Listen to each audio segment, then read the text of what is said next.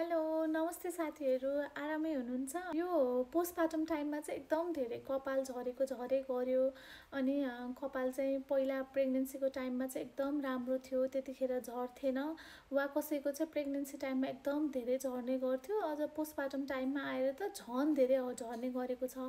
यसलाई रोक्नको लागि के गर्ने होला, के टिप्सहरू सेयर गर्नु न भनेर सोध्नु भएको थियो। सो त्यो जानकारी दिनको लागि चाहिँ मैले आज यो भिडियो बनाउँदैछु। अन्तिमसम्म हेर्नु होला र अरू पोस्टपार्टम मदरहरूमा पनि यो भिडियो सेयर गर्नु होला। फर्स्टमा कुरा गरौँ, प्रेग्नेन्सीमा कपाल बाक्लो र लामो किन हुन्छ त?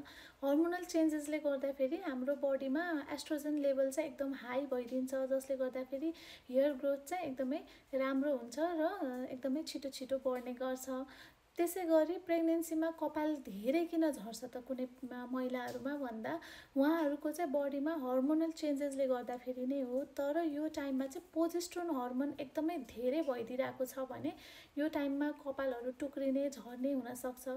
सो प्रेग्नेन्सी टाइममा चाहिँ कसैको कपाल बाक्लो भएर आउँछ भने कसैको एकदमै धेरै झर्ने गर्छ। पोस्टपार्टम टाइममा हेयरलेस किन हुन्छ त भन्दा आफ्टर 45 डेज हाम्रो बडीमा जति पनि हर्मोनहरू छ त्यो हर्मोनहरू चाहिँ बिस्तारै ब्यालेन्स हुँदै आउँछन्। अब कति ब्रेस्ट फिडिङले गर्दाखेरि पनि हर्मोनहरू चाहिँ हाम्रो ब्यालेन्स हुँदै आएको हुन्छ र यो टाइममा चाहिँ हाम्रो जुन प्रेग्नेन्सीको बेला न्युट्रिसनहरू रिजर्भ भएर बसेको थियो त्यो न्युट्रिसनहरू पनि बिस्तारै लस हुँदै जान्छ, किनकि आफ्टर बर्थ चाहिँ हाम्रो बडीलाई क्याल्सियम, भाइटामिन, मिनरल्स, प्रोटिनहरू चाहिँ धेरै कुराहरूको चाहिँ आवश्यकता हुन्छ। सो हर्मोन पनि ब्यालेन्स हुँदै आइरहेको छ र न्युट्रिसन डिफिसियन्सीले गर्दाखेरि पनि हाम्रो चाहिँ यो हेयर लस हुनसक्छ त्यो कारणले। अनि अर्को भनेको प्रेग्नेन्सी पछि र पोस्टपार्टम पछि चाहिँ हाम्रो एकदमै स्लिप प्याटर्न चाहिँ चेन्ज भइरहेको हुन्छ। अनि स्पेसल्ली त अझ पोस्टपार्टम टाइममा बच्चा डेलिभरी भइसकेपछि हामीहरूको चाहिँ स्लिप साइकल एकदमै डिस्टर्ब भइरहेको हुन्छ।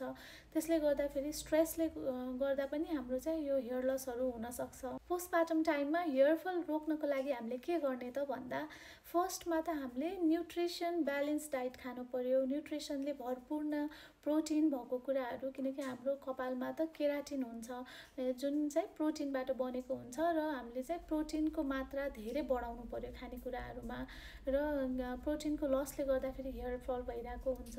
अनि अर्को भनेको मल्टिभिटामिन्सहरू पनि हामीले लिन सक्छौँ। अनि मिनरल्सहरू लिने, हजुरले चाहिँ काजु, किसमिस, बादामहरू यस्तो कुराहरू, ड्राई नट्सहरू लिन सक्नुहुन्छ। अनि अर्को भनेको हामीले एन्जाइटी र स्ट्रेसलाई चाहिँ मिनिमाइज गर्नु पर्यो। आफ्नो स्लिप प्याटर्न चाहिँ हामीले इम्प्रुभ गर्नु पर्यो र 6 महिनासम्म हाम्रो हेयरफल हुनसक्छ। तपाईँले धेरै स्ट्रेस लिएर मेरो हेयरफल किन धेरै भइरहेको छ भनेर राम्रोसँग नखाने, टाइममा नसुत्ने, धेरै स्ट्रेस लिने गर्यो भने अझ धेरै हेयरफल हुनसक्छ। तपाईँले ब्यालेन्स डाइट पनि खाइराख्नु भएको छ, प्रपर स्लिप लिइराख्नु भएको छ, धेरै स्ट्रेस छैन, मल्टिभिटामिन्सहरू पनि लिइराख्नु भएको छ, त्यही पनि तपाईँको कपाल चाहिँ एकदमै धेरै एक्सेसिभ झरिरहेको छ भने चाहिँ यो टाइममा तपाईँले डर्मेटोलोजिस्टसँग कन्सल्ट गर्न सक्नुहुन्छ। तपाईँले पिआरपी थेरापी अरू ट्रिटमेन्टहरू चाहिँ लिन सक्नुहुन्छ। हेयरफल हुनु पोस्टपार्टम टाइममा चाहिँ एकदमै नर्मल हो। यो कुरालाई चाहिँ तपाईँले धेरै स्ट्रेस लिएर नबस्नु होला र आफ्नो केयर गर्नु होला। Thank you so much for watching my video. Bye by.